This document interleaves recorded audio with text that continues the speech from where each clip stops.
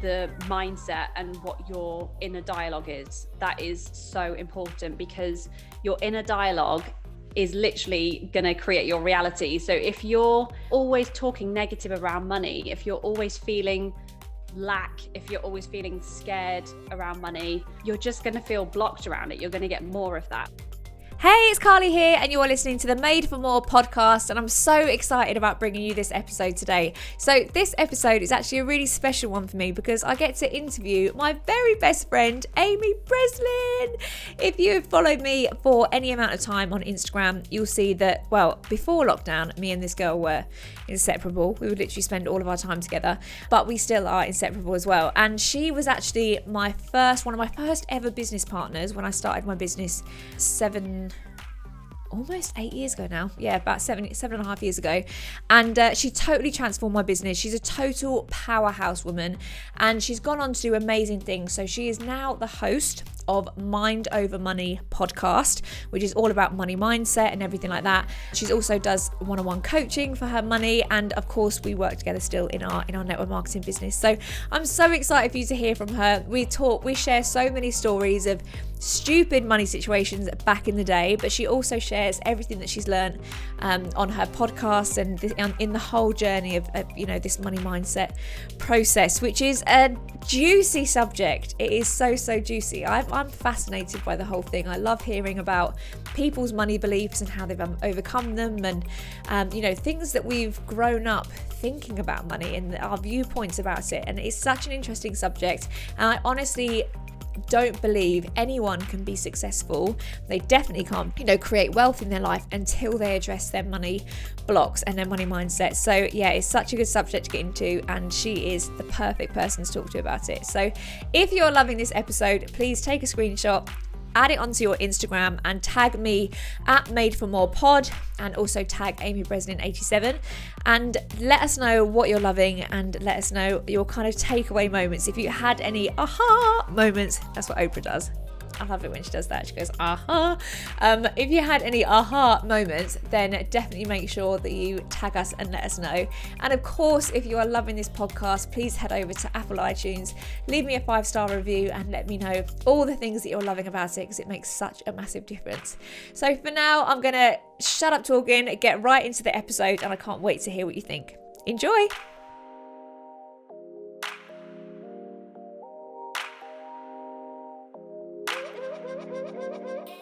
Amazing. Hello, Amy Breslin. How you doing? I'm good, Carly Myers. How are you? I'm very good. Look at us trying to be all formal and double naming each other. We're so formal. Double naming each other. We are very professional businesswomen, and we are going to have a very professional businesswoman chat on our podcast. It's going to be powerful. It's going to be powerful. Going to be bam. I'm so excited to have you on the call, because we've gone through a journey together, haven't we? Since we started a business years ago. When we first met, we met on a cruise ship, and we were probably the least likely people to ever go into business, and definitely the least likely people to ever have a successful business, because we were the least messes, weren't we, really? The least, yeah. I mean, if you looked at us then, you definitely would not put us where we are now. No, definitely not. We were the ones in the crew bar, absolutely sloshed at silly o'clock in the morning on Cheeky Vimtos. Cheeky Vimto was my drink of choice back then. Cheeky Vimto, mine was a strawberry daiquiri, and that's why I was so overweight. Nice, strong. We've learned a lot about nutrition. It turns out sugar does not lead to a svelte body, does it? It's not good for you. No, who knew? Every day's a school day. So we are actually going to get into, I really do want to properly pick your brains about all things money mindset, because you've been on a total money mindset journey over the last few years, and I'm so excited to hear about all the stuff that you've learned from speaking to lots of people on your podcast, because it is a fascinating subject, isn't it? Very, very fascinating for a lot of people. Yeah, it is. It's also a really scary topic for lots of people. I feel like some people, you can really dodge the whole situation, can't you? And be like, la la la la la, money mindset, I don't need to address my problems. But if you're going to make any success of yourself and in business especially, you have to face the money situation, don't you? the money situation is always going to be there unless you address it. All about the monies. Tell us about your background. We told you a little, we've spoken a little bit about us on the cruise ship days, but take us right back. Tell us about Amy Breslin before the weird and wonderful world of entrepreneurship. Yeah, so background, so cruise ships. So I used to work on cruise ships for 7 years. So I literally was like a mess. Like, that is not a joke.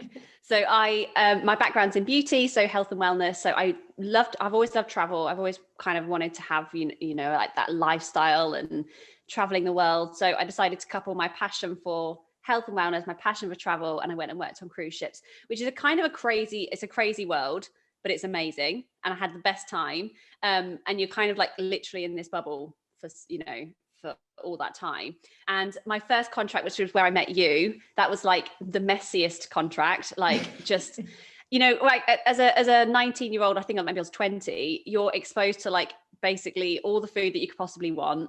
You have no one telling you what you can and can't do, and you're traveling the world, so like it was just like I was let loose. And was that your first contract? That was my first contract. Was it? Yeah, babe, that was my first contract. Oh, I thought you were a seasoned pro. The way you showed me around the buffet, I thought you were a seasoned pro at the cruise ships. It doesn't take long to become a seasoned pro around the buffet. So I kind of did that for 7 years. So obviously we met on that contract, and I carried on doing it for many years after that. And then I just got fed up of it, and I think the money wasn't amazing, but I just had the best time. And then I moved back home, and that's when you, not long after I'd moved back home, got in touch with me to tell me about Arbonne and network marketing. And we hadn't actually spoken, had we? We hadn't spoken since that contract, or maybe we no, briefly. we had a like a night out in London. That's right, we did have that. That happened. And then I think we hadn't spoken, and then you got in touch with me and asked to tell me about Arbonne and network marketing. And I was like, oh, this sounds interesting. And I think just because where I was at that time, like I'd moved back home from ships, I was literally thrown into like this corporate world. I was in the small town of Banbury that I'm from, and I was like, oh my God, this is really dull. Is this going to be like life for the next 30, 40 years? And I remember when you messaged me, obviously I didn't have a clue what it was, but it just, I was open-minded and whatever. And obviously started network marketing, been doing that with you for 7 years. We've had an absolute ball of a time, roller coaster, all the emotions, all the fun. And for me, money mindset massively, like, as you know, held me back in my business for a long time, like not feeling worthy of money and not feeling worthy of success. I'm like you, like if I learn stuff, I want to share it with people. I want to help people. It kind of like led me into that world of like personal growth and development as it does in business, but then also wanting to then help other people and do the same thing. So obviously that's why I started my podcast. You totally inspired me to start my podcast because you started yours, and like, you were just loving it, and we're interviewing amazing people, and it's something that I'd always wanted to do. And I was just like, I'm just going to do it. And you totally inspired me to do that because, otherwise it was just me telling myself a story that I couldn't do it. So I just did it. Oh, it's so good as well. I absolutely love your podcast, and I love that we get to do it together and like figure it out together. It's so good, isn't it, for like pushing yourself? So many people, loads of people I've spoken to that have thought about doing a podcast, they all say, I don't want to do it, but I don't know what I would speak about, or I don't have the confidence to do it. But don't you think you've learned so much just from doing it? You've grown so much just from doing it. I've learned so much, and I've learned so much from other people. And I think that's what I love, is like, you can read loads of books, you can listen to loads of stuff. When you're actually talking to someone one-to-one, like you have so many light bulb moments, don't you? When you're speaking to people. And I think that's been my favorite bit. And it's definitely pushed the comfort zones, definitely stretched me as a person, for sure. It totally has. I know that me and you have messaged each other sometimes when we've got like a big guest on. We're like, oh my God, I'm speaking to this person now. Yeah, I know. It's crazy. It's so cool though. And it comes back down to as well of surrounding yourself with the right people, doesn't it? Like if you're having these constant conversations all the time around money and, hearing all these tips and people that are living that life, you learn so much from it. And that's when you're leveling up as a person. Yeah. So I'm all for that. Definitely. Massively. Oh, well, I just want to take the opportunity to say thank you for joining my business. That was a great day. I remember when you joined. We actually, me and Lana, who's my sponsor, I was brand new into the business, so I didn't really know what I was doing. So I dragged Lana along, took her to Banbury, which is an hour and a half away, which at the time I thought was crazy to drive an hour and a half for a meeting.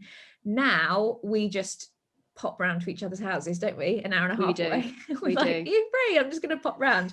But I remember that so well, and I was so scared. And I remember, when you did finally say yes, because you didn't give anything away, to be fair. No, I didn't. I played it really cool, didn't You were. I? I was like, yeah. You were super I was, cool. but I was buzzing inside. I literally remember going home and I remember vomiting over my mum, like what Carly had just told me. And I was like, Mum, this is going to be amazing. And I'm going to do this, I'm going to do that. And she was like, okay, cool. Sounds amazing. And she was so supportive. But I knew straight away, you know, I know I had that moment where I was like, this is exactly what I've been looking for. I love that you say that Carly told me, when actually the reality is I sat there like a mute and didn't say anything because I was so nervous and like, oh my God, what do I say? And I just literally stared at Lana while she said everything to you. She did a great job. You did a great job. And then we left, and then I saw you drive away in a BMW, and I was like, oh my God, she must be loaded. Little did I know that BMW was about to blow up, like any day from that point. And then me and Lana went and had a celebratory Burger King because we just met our first rock star. Yeah. And weren't you hungover as well? She was hungover. I was actually very sensible for this business meeting. But that was a great day. That was a big turning point in my business when you decided to join. And also I just think as well, like I always say to people when we met on the ship, like, you know, when you meet someone and you feel like you're just destined to be friends. And I think people feel like that around you. Like you're just one of these people that people can just instantly warm to. And I just remember meeting you on the ship because Carly's a dancer, and, you know, I've met a lot of dancers. I'd really never met one like you that was just so friendly and warm and like just amazing to be around. And I just remember thinking, oh, I just love her. I want to be her friend. And then what happened years later? Oh, that's nice to know. That's nice feedback. Good to know that I definitely gave those told good you that vibes.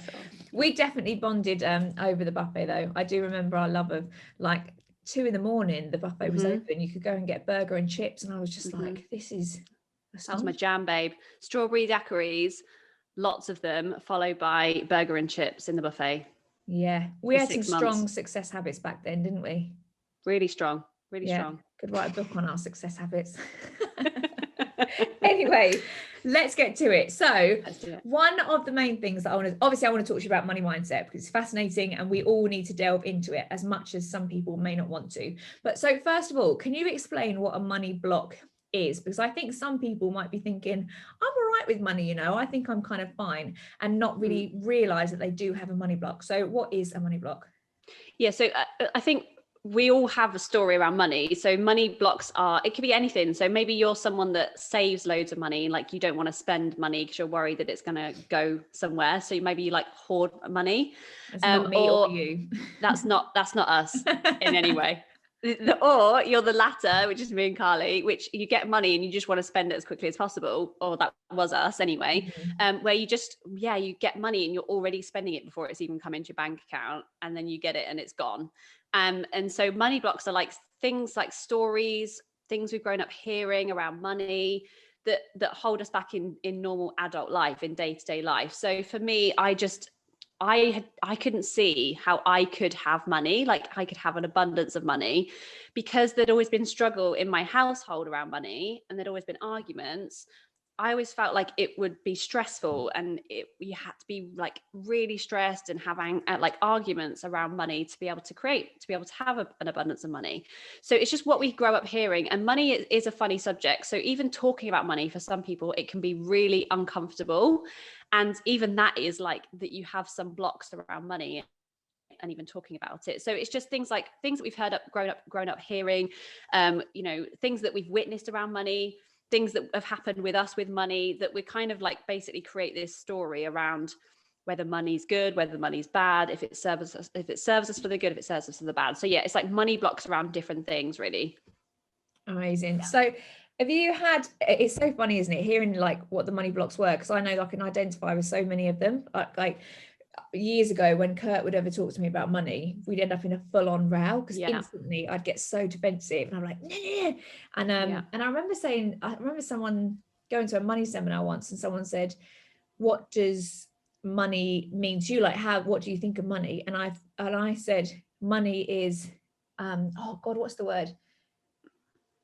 I can't think of what the word is now. It's like money is restrictions. Like I hated money. I hated the feeling of money. I hated that was the thing that made me feel so restricted and so bound. And I just thought like no good comes from money. So when you actually identify that kind of money block, you think, well, no wonder I've not got money coming into my life, because I clearly dislike it. Like it doesn't bring good feelings.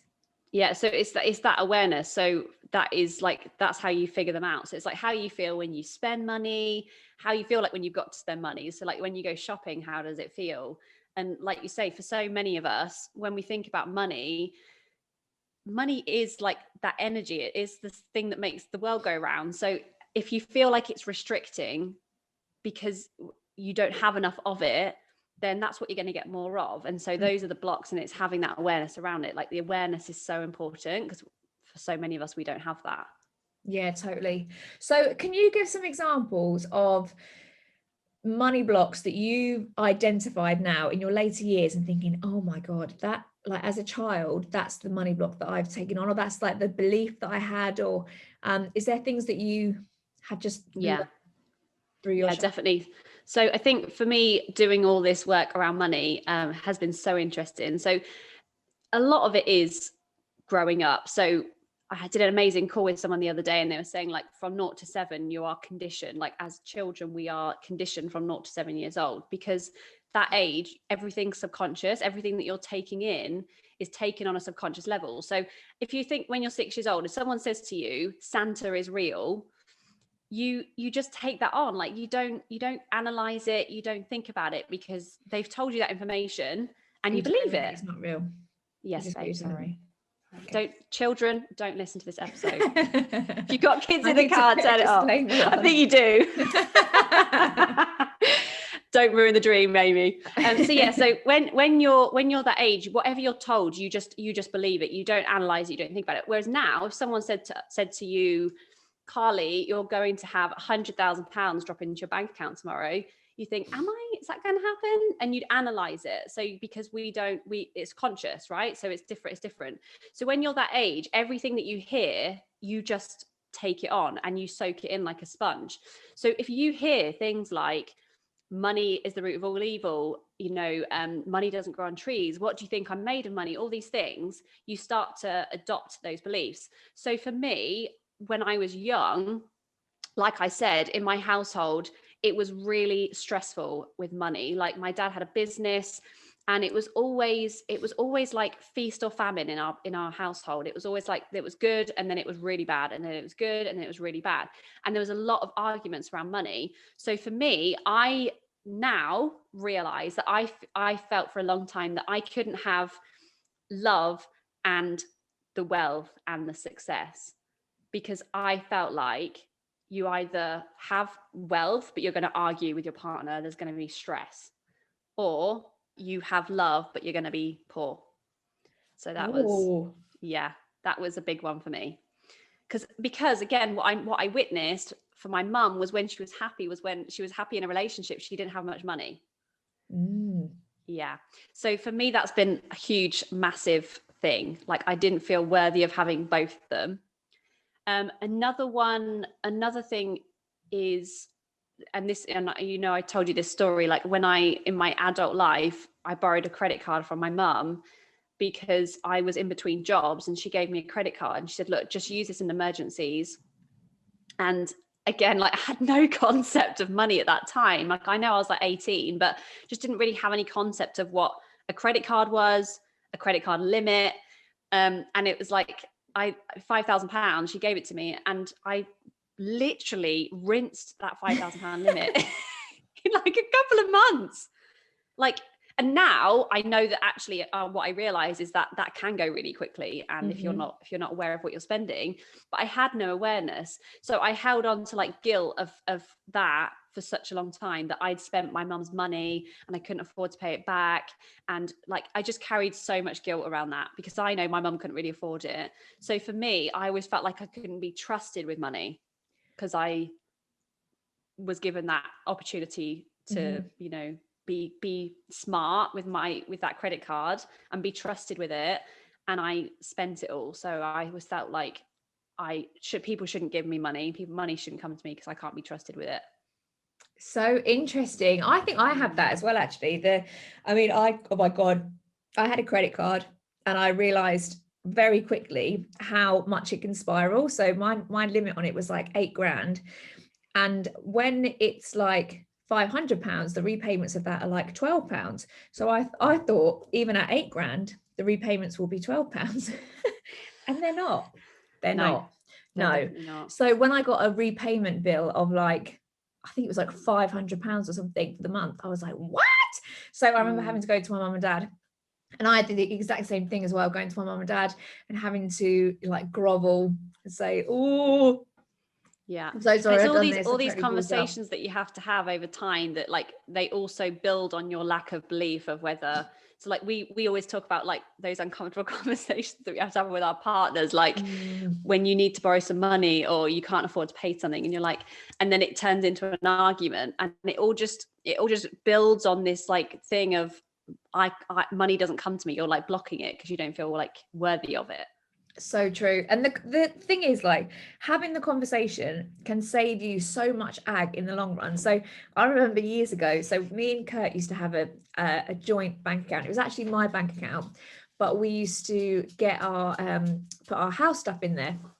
And then we said to each other, oh, we'll put in a little bit extra so that we've got like a little like fund at the end of it. Anyway, so I was in charge of the account. And every month I obviously rinsed my own bank account. So I'd take a little bit of money out of the fund and I'd be like, I'm just gonna take a tenner out of it, it'll be fine. And then I'm gonna put it back in. But obviously I got myself in this rut where every month I'd take a little bit more and then I wasn't putting the money back in.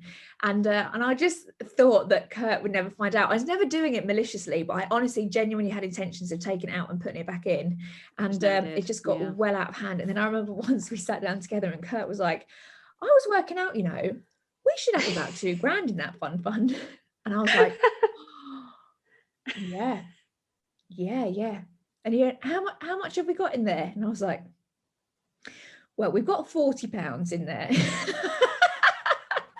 He was like, oh my God, what have you been doing? I was like, I'm sorry. I kept taking money out and then I just kept not putting it. And I got myself in such a state. And he was like, for God's sake, Carly, just talk to me and then we can work it out. So yeah, that taught me a lot, because the shame of that conversation of having to say, it's getting caught out, definitely. Yeah, there is so much shame around it. So actually just facing it and having the conversation and saying, I'm it's a bit freeing. Borrow a tenner or something. Yeah, it's so freeing when you do that.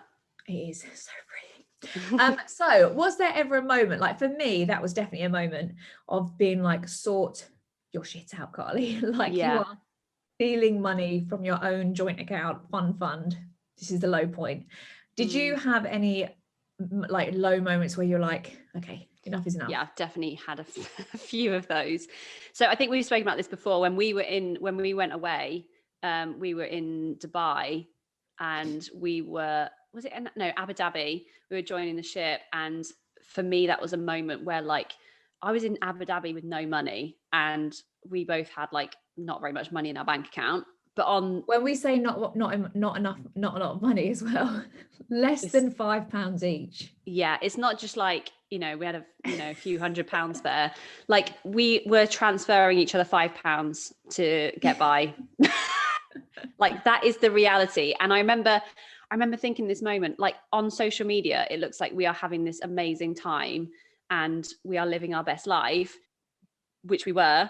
But we were also really struggling for money. I was really struggling for money, and I felt really like I just felt like a fraud. I felt like, I'm trying to portray this lifestyle, and it's just not how I feel at all. So that was one time. And then another time was which was after this, which is when it really was like, right, okay, you need to sort this out. It was not long after I'd got to the third level in Arbonne, and you get to a really great point in the business where you get the Mercedes, and it was just amazing. And I had like a celebration for it, and I had to get a loan out to do that, to put some stuff together.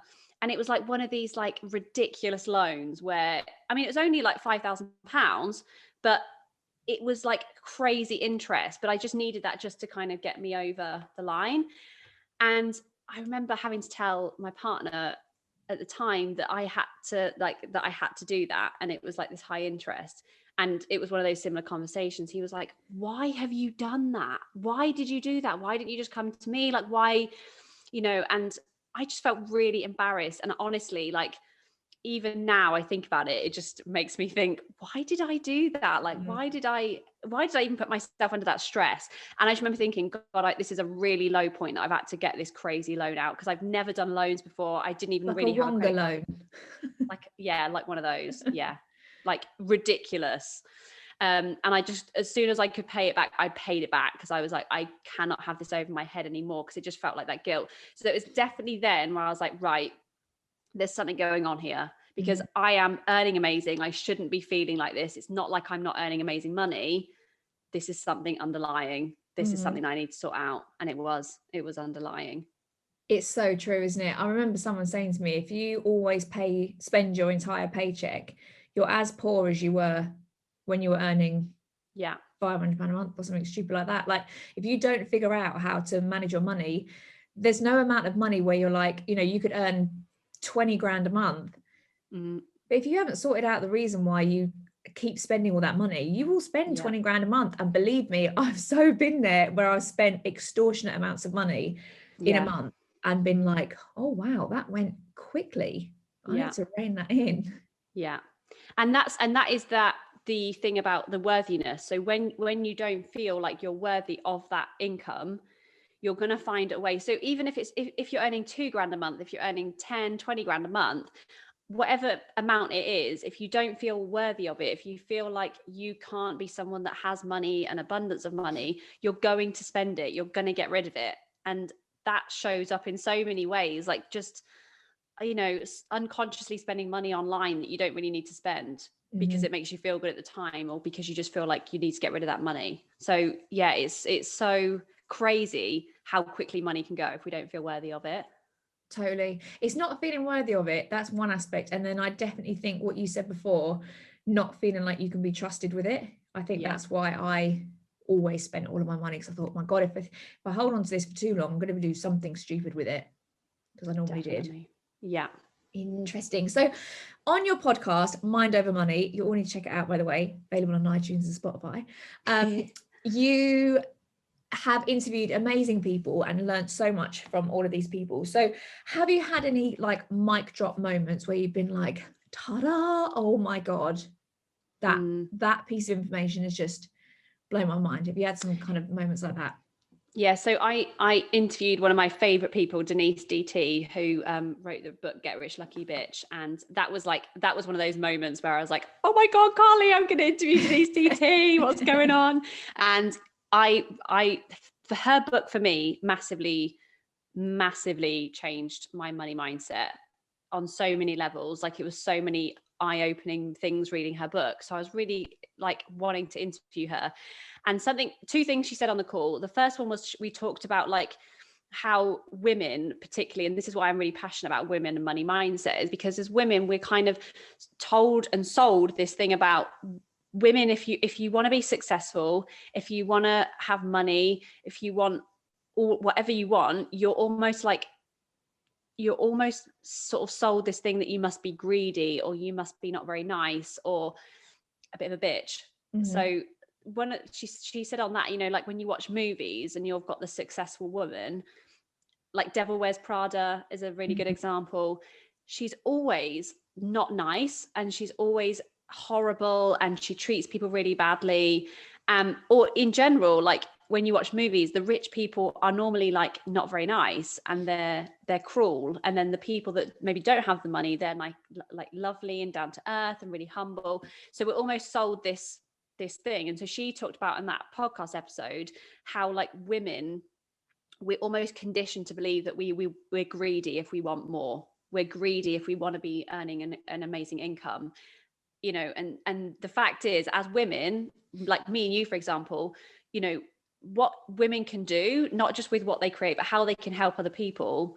We need more women to have success. We need more women to be earning more money, because we can do amazing things with it. We can help, and we give back a lot more. That is actually fact. Like, women give back more that have money. So it's just all these things, like how we are conditioned to believe that women particularly we're kind of they tried to keep us in a box a little bit and try and sort of keep us playing small.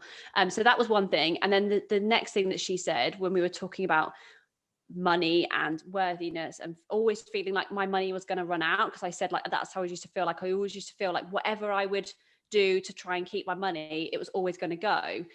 It was always going to run out. And she was saying like, but that could go back to even when you were sat at dinner when you were a child, and it was like you're not going to leave the table until you finish your dinner, because you're not going to get this if you don't eat your dinner, or you're ungrateful if you don't eat all your dinner.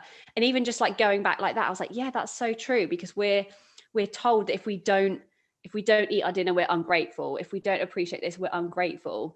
And so she said like that can really then manifest in adult life, that if we don't just appreciate, we're ungrateful. If we don't just appreciate what we've got, then we're ungrateful. So we are ungrateful for wanting more. And I was like, oh my God, that's so true. I can really relate to that. Oh my God.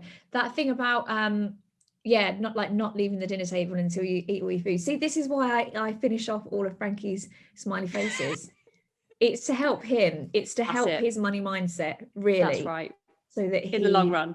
Yeah, this is why I do it. But that's so true as well about the characters in the films. The other day I watched, do you remember that? Did you ever see that film, It Takes Two, with the Olsen twins? And there was like Kirstie Alley in it as well. I love that film. I forgot all about it.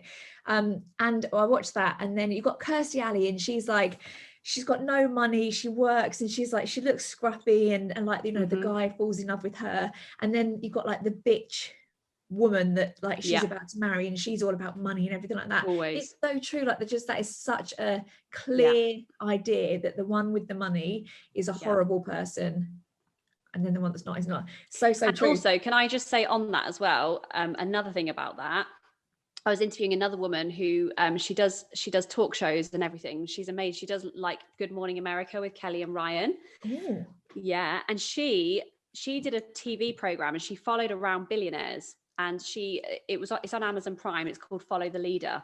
And she followed around, I can't remember his name, Paul John DeJugier or something like that. But he owns Paul Mitchell, the hair products, and he owns Patron, the drink Patron. Wow. So the same guy owns those two companies. He's like a multi-billionaire.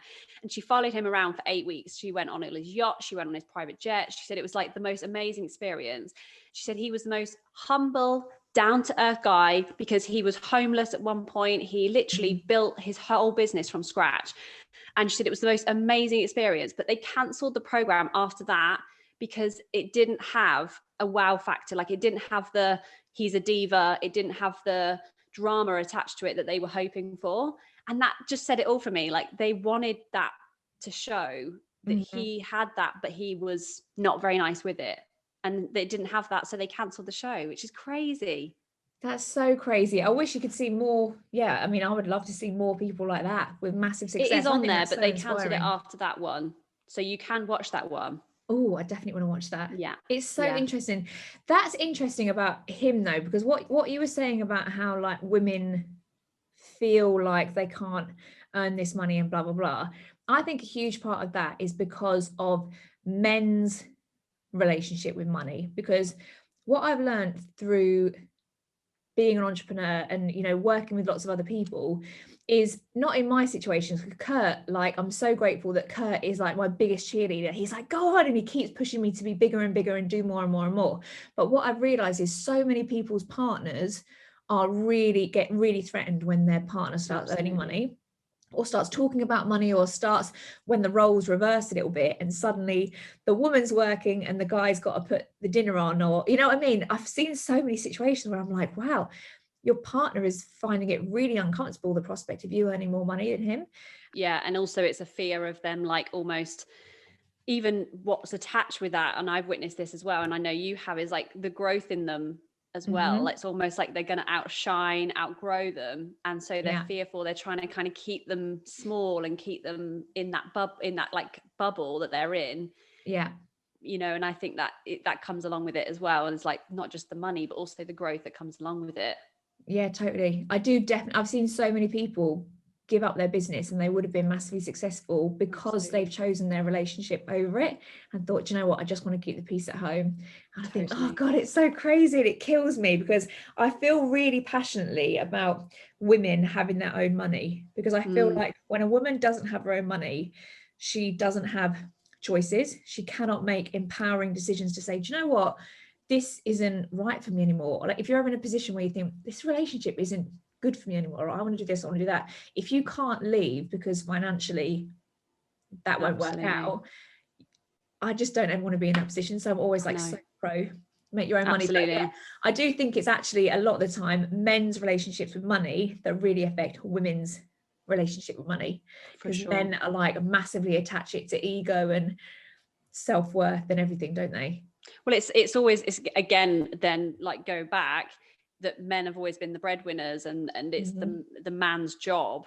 And again, talking to that woman, that was really fascinating because she interviews couples and both sides, and she said it's really fascinating to talk to different guys, but the male definitely feels like they're not performing if they're not the ones that are the breadwinners, if they're not the ones that are kind of bringing in the money and the success that comes with that as well. So yes, so true. And I think so right, like it's all about women having choices. It's not about competition, it's about having your own choice to do, if anything ever happens, that you're good, like in yourself, that you like, I can step away from this and I'm going to be fine. That's so important. For sure. Couldn't agree more. So if someone is listening to this now and they're having a little like first moment of like, oh, maybe I need to look at my money mindset. What maybe, oh, okay, this is interesting. What advice would you give for them if someone is like brand new and their kind of journey of money mindset and thinking, okay, what do I do? What advice? Yeah, I think it's the first thing that I always say is like the awareness of it. So it's starting to catch yourself in your conversations around it, how you feel when you're spending money or when you're thinking about spending money. Like even for some people, even thinking about spending money can be uncomfortable.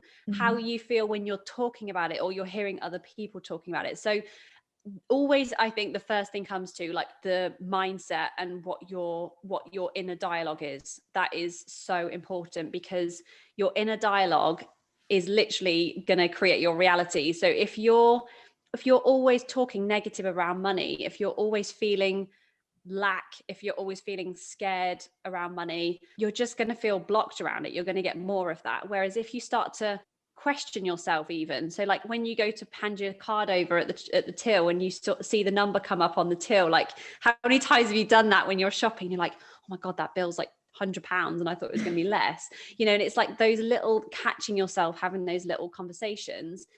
Just, I always think like if I feel like that, just go to like switching the thought to thinking, okay, I trust that more money is going to come to me. I trust that this is all fine. Like I trust that whatever I'm spending, more is going to come around.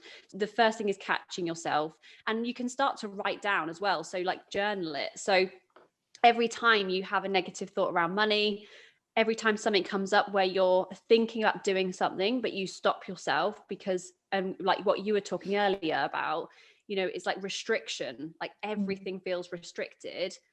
You need to start kind of just trying to put that on paper, because when it's stuck in the mind, it kind of just keeps going and going and going. And almost when you write it down on paper, you sort of write it down, and we've done this lots of times. When you write things down, you look at it and you're like, that's so ridiculous that I think that. Yeah.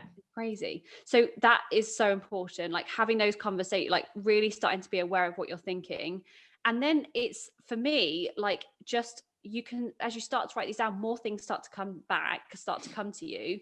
And then this is the bit where you start to work back. Where does that come from? Like, where does that thought come from? What could that be related to? And one question that I always ask myself is, what memories or stories bother me around money from the past? So what memories or stories bother me around money? And then you could go back to different points in your life. So for you, it might be, when we were in Abu Dhabi, or it might be, when you were at dance school, or when you were, so at different segments in your life. Was there anything that happened at that point around money? What was your situation like around that time? And I can think of different points in my life, like when I was on ships, I was always struggling for money, always, because money was so bad, and I was trying to live as well, and go and do nice things, and it was always stressful. So it's different things in your life, thinking about what, and just writing them down, and that's that process of kind of like releasing it. So yeah, that's kind of where I'd start. So true. It's about the questions, isn't it? Like just asking yourself questions, because we all have the answers in us, and it's just asking the right questions to get them out. I'm actually sending out this week in my email newsletter the Randy Gage prosperity quiz or questionnaire. It's really good. I think it's like 30 questions or whatever, and it asks loads of questions and just helps with the awareness of seeing where you're at and everything like that. And it's so interesting to see it, because they ask a question and you're like, ooh, wow, I didn't realize that.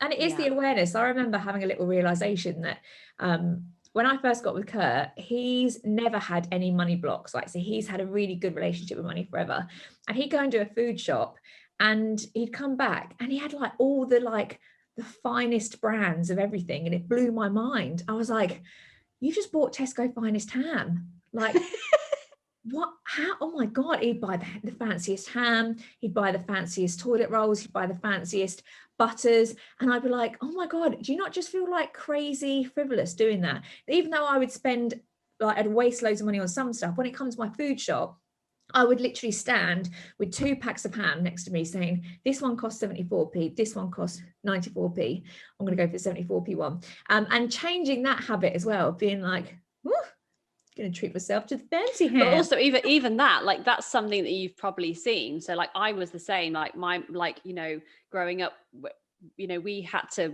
do that. So like it was in a shop. And again, like I remember my mum was with a guy for a period of time who was really tight, like the tightest. I mean, like he would literally go around the house and turn off all the lights. He'd like put the heating down.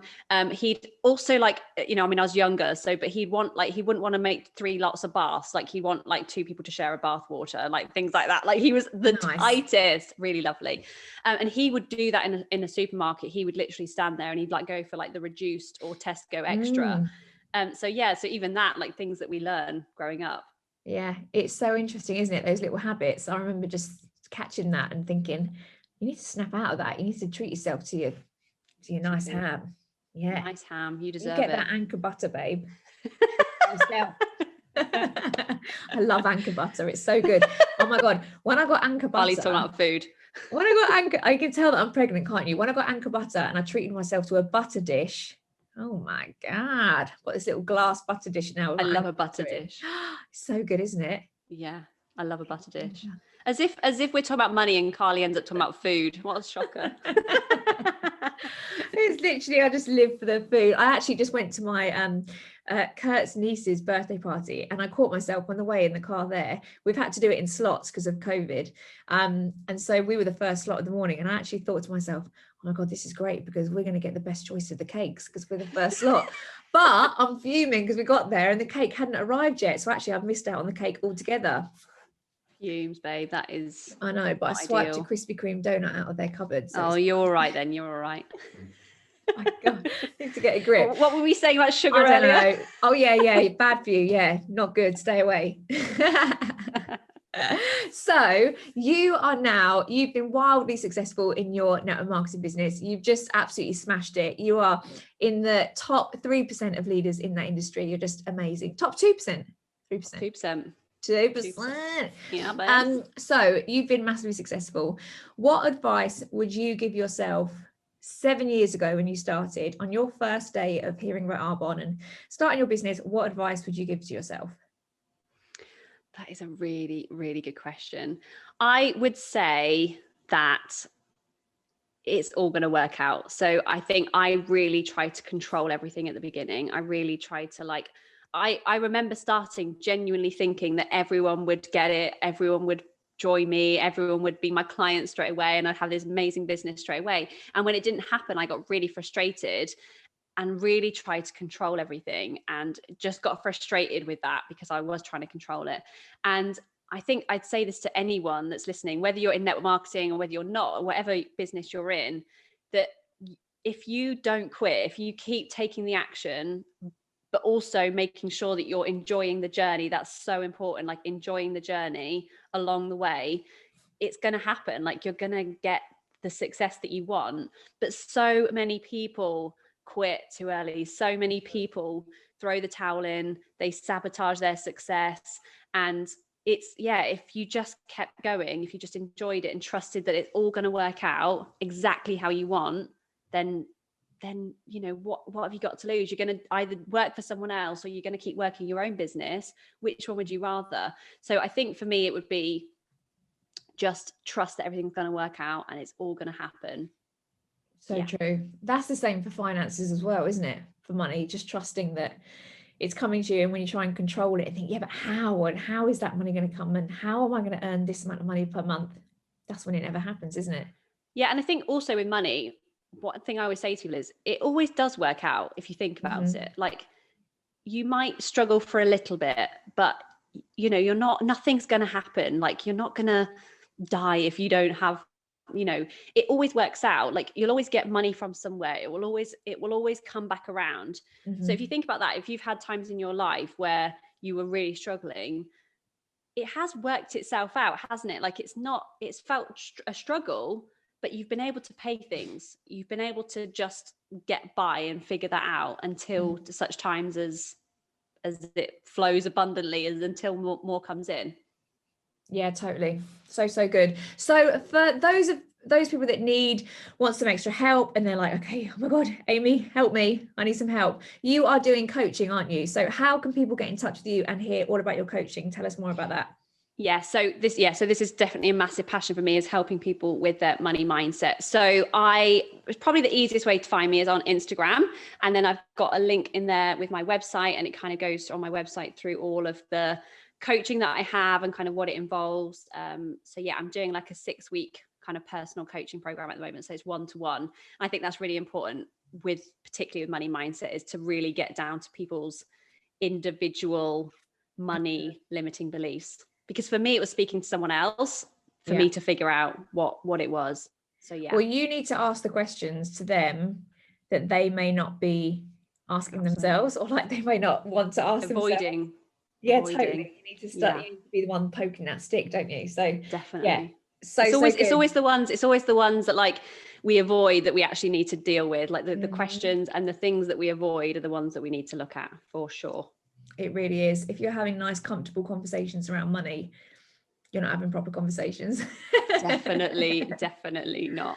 For sure. Definitely not. So I want to ask you my quick fire questions that I ask absolutely everyone. My first question is, what does success look like to you? How do you define it? Success to me is freedom of life, like lifestyle, but freedom in not just financially, but feeling good as well. Like just feeling good in yourself, like coming from a place of love and joy, and just trusting that everything's working out, and just freedom, like travel and having the best time, having the best life. So true. Loads of people talk about financial freedom, don't they? And I think financial freedom is when you can pick something off the shelf and not think about the fact that it's 20p more than something else, or like you can you can do a shop and not be like stressing about what number's going to come up. I feel like that's freedom, isn't it? Financially. Definitely financially. I think just not even having to worry about it. Like money literally is the thing that people go to bed worrying about, they wake up worrying about, and to not have that is really freeing. Like that is for me, that is freedom. Because me and we worried for so many years about money, and when you don't have that, it's just like a weight off. And that's why money blocks is so important, because it could literally be something that you could just change in your mindset that can stop you worrying. Yeah, totally. I so agree. What is your best podcast or book recommendation? Well, obviously yours is my favorite podcast. Made for More podcast. But also the book I would definitely say for me right now is Rich as FCK. Oh yeah. You're so bad. Best, like, what is it? Swearing on my podcast. By Amanda Francis, Rich as FCK. That, for me, what we're talking about questions, is so many good questions in there to ask yourself and to journal and to write down and really get you thinking. And it's all about speaking out what you want, and that is one of the best books to do that. So I'd really recommend people, if they want to know about money mindset, that's a really good one to read. I love that one. I love that one as well. She also speaks quite high vision about money, and it makes you feel comfortable talking about money. You know what I mean? It's and it's being okay talking about lots of money. It does. The only thing I'd say is if you're brand new to it and she's talking about the kind of level of wealth that she is talking about, there might be a bit of a disconnect, because you might not feel like that might be like way past. But the important thing is that you make it relevant for you and where you're at. That's always that's so important when you're thinking about vision. Good advice. I like it. And who is your biggest inspiration? Oh, I want to say you are my inspiration. You are a total inspiration to me, because you're my bestie, and you've just been with me every step of the way for the last 7 years. But other than that, like bigger, like really out there, I would say my biggest inspiration is Oprah Winfrey. Definitely. Oh, yeah. I just love her. Oh, and Brene Brown. Yeah, they're both. They're both up there. Like, I could just listen to them at any point throughout the day and just instantly feel better. So yeah, definitely. They both seem, especially, well, both of them actually, they seem to touch on points where you're like, oh, that is an entirely new insight. Like, wow, I have not thought of it like that. Brene, for sure. She's amazing. Vulnerability has been a massive thing for me. So I love what she talks about vulnerability. Brene Brown. Yeah, amazing. Good shout there. Amy, I've loved chatting to you. I could literally talk to you all day. I mean, we do talk all the time anyway, but I could literally talk to you on my podcast all day. I'm so grateful for everything that you're doing, everything you are, and the fact that you've been able to spill over onto all of us today. And I'm just so proud of everything you've done and your journey and everything. You're a joy to watch. Oh, thank you so much for having me. I love you. Thank you, babes. What's your Instagram? Amy Breslin 87. 87. 87. That's when I was born. Oh, nice. That's like old school MSN time. It is MSN Messenger. Oh my God, those are the times. Remember that? I know someone spoke to me the other day about LimeWire. You know, did you used to have LimeWire where you download a song? It would literally take you like 3 days to get. I know. And also, just to quickly say, I was saying the other day about my niece who's six years old, or she's 7. She's got a YouTube video. I was like, what is happening? My 7-year-old niece has a YouTube video. I can't even imagine us at 7 having anything like that. Can you? Babe, even now, we're shoddy on YouTube. But I've seen the video though. She's so good, isn't she? Well, both of them are amazing. They are. My 2 nieces are literally born to be stars. I swear, they're just amazing. They are. Yeah, it's crazy. So crazy. I love it. Thank you so much, Amy. I love you to bits, and I'm so excited for everything you're doing. Definitely go and check out her website and her Instagram and her coaching and all of the wonderful things, and of course her podcast as well. Thank you so much. Thank you so much. Bye. Bye.